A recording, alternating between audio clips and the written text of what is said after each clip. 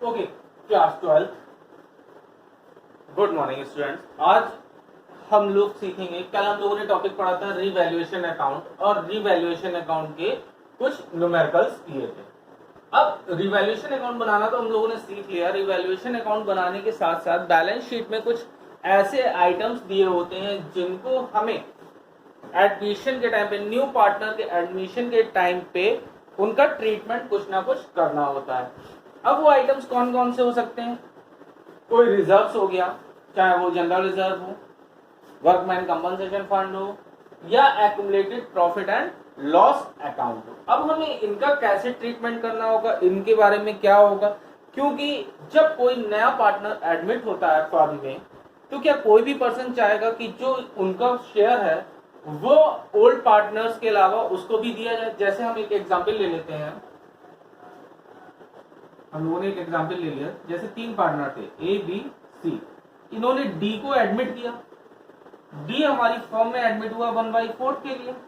अब जब वो 1/4 के लिए एडमिट होगा तो फर्म्स जो ऑलरेडी कंटिन्यू पहले ही चल रही थी, ठीक, तो उसके पास कुछ ना कुछ जनरल रिजर्व होगा। जनरल रिजर्व मान लो हमारे पास 20,000 था। प्रॉफिट हमारा लास्ट ईयर से एक्यूमुलेटेड प्रॉफिट का बैलेंस हमारा 40,000 था।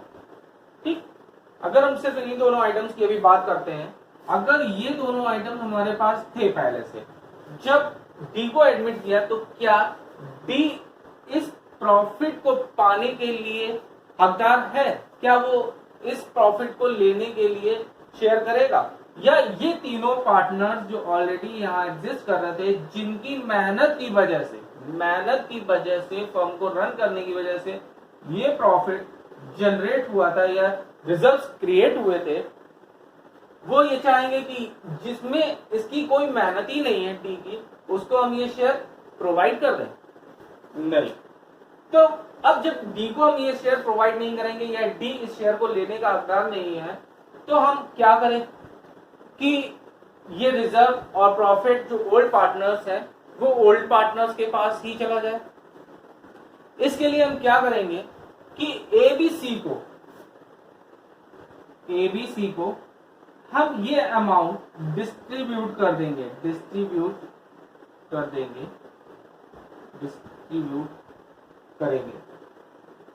किसके बीच करेंगे? ओल्ड पार्टनर्स के और ओल्ड रेशियो में। ठीक, तो क्या निष्कर्ष निकल के आया, क्या सोल्यूशन निकल के आया? क्या करें हम? ये दोनों ही अमाउंट उठा के ओल्ड पार्टनर्स में ओल्ड रेशियो मीन्स डी के एडमिट होने से पहले का जो रेशियो है उसमें हम इसमें डिस्ट्रीब्यूट कर दें। जब हम ऐसा करेंगे तो क्या होगा कि जो ये दोनों आइटम्स पाने के हकदार थे, जिनकी मेहनत की वजह से ये चीजें जनरेट हुई थी, ऑलरेडी उनके पास ये सारी चीजें पहुंच जाएंगी। ठीक, अब हम इसके लिए क्या कर सकते हैं? कैसे ऐसी चीजें होंगी कि ये सारे अमाउंट, ये सारी चीजें उन्हीं के पास पहुंच जाए? तो उसके लिए हम दो तरह से एंट्री करते हैं। पहली क्या करेंगे?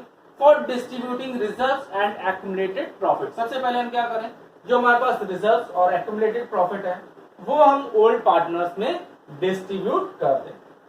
तो हमारी जनरल एंट्री क्या बनेगी? General reserve account debit, reserve fund account debit, profit and loss account debit to old partners. To old partners लिखा हुआ है यहाँ पे, ये चीज ध्यान रखें, केवल हम ओल्ड पार्टनर्स में डिस्ट्रीब्यूट करेंगे। और किस रेशियो में?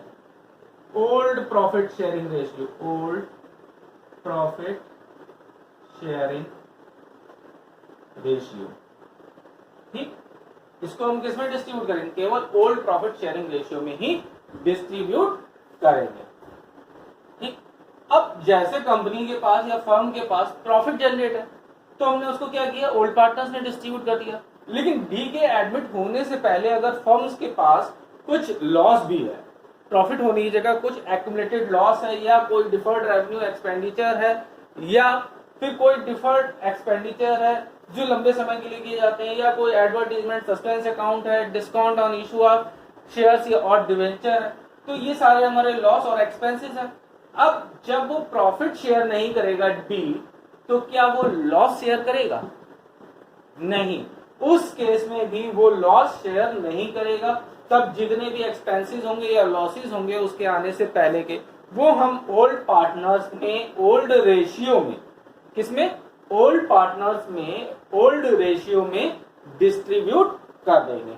क्या एंट्री बनेगी, for distributing accumulated losses among old partners. क्या एंट्री बनेगी, old partners capital account debit to profit and loss account to advertisement suspense account to revenue expenses expenditure account. Okay, इस तरह से हम इनको डिस्ट्रीब्यूट कर देंगे। अब रह जाती है कि हम ये कैसे जानेंगे, केवल अगर हमारे पास लिख के दे दिया जाए प्रॉफिट एंड लॉस अकाउंट। अब ये हमारा प्रॉफिट है या लॉस है, कैसे इसको हम जान सकते हैं? इसके लिए हम दो टर्म यूज करेंगे, क्रेडिट बैलेंस और डेबिट बैलेंस। क्रेडिट बैलेंस हमारा प्रॉफिट कहलाता है और डेबिट बैलेंस हमारा लॉस कहलाता है। ये चीज हमेशा याद रखना, प्रॉफिट एंड लॉस के आगे, प्रॉफिट एंड लॉस अकाउंट के आगे अगर डेबिट बैलेंस लिखा हुआ है तो वो हमारा लॉस को शो करेगा, और अगर क्रेडिट बैलेंस के आगे प्रॉफिट एंड लॉस अकाउंट के आगे क्रेडिट बैलेंस लिखा हुआ है तो वो हमारा प्रॉफिट शो करेगा। प्रॉफिट को हम क्या करेंगे, डेबिट करके ओल्ड पार्टनर्स अकाउंट में क्रेडिट कर देंगे, और अगर लॉस होगा तो लॉस को हम ओल्ड पार्टनर्स के कैपिटल अकाउंट में डेबिट कर देंगे। और दोनों ही जगह कौन सा रेशियो यूज हो रहा है, हमारा ओल्ड प्रॉफिट शेयरिंग रेशियो। ठीक, अब हम एक एग्जांपल ले लेते हैं कि क्या होगा। हमारे पास 3 पार्टनर थे, एक कंपनी थी एबीसी लिमिटेड के नाम से, रेशियो था उनका 1:1:1। 1:1:1 को हम क्या कर सकते हैं, इक्वली शेयरिंग थी। हमारे पास जनरल रिजर्व था 1,50,000, profit and loss debit balance था हमारे पास 60,000।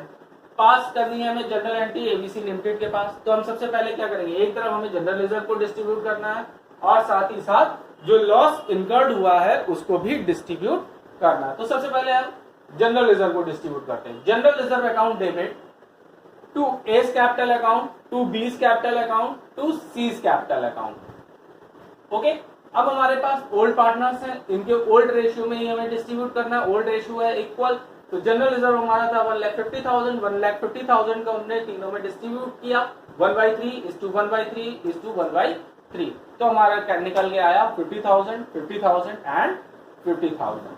इसी तरह हमने अब लॉस को जब डिस्ट्रीब्यूट करेंगे तब एंट्री क्या होगी, तब एंट्री हमारी रिवर्स हो जाएगी। A's capital account debit, B's capital account debit, C's capital account debit to profit and loss account. और हमारा लॉस दिया हुआ था 60,000। 60,000 को हमने 1:1:1 में डिस्ट्रीब्यूट कर दिया, तो हमारा क्या निकल के आएगा 20,000, 20,000 एंड 20,000। इस तरह हमारा एक्यूमुलेटेड ट्रीटमेंट ऑफ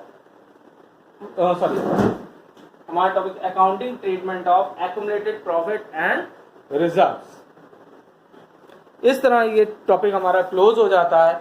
और अब हम लोग नेक्स्ट टॉपिक स्टार्ट करेंगे वर्कमैन कंपनसेशन फंड का और इन्वेस्टमेंट फ्लक्चुएशन रिजर्व के ट्रीटमेंट का।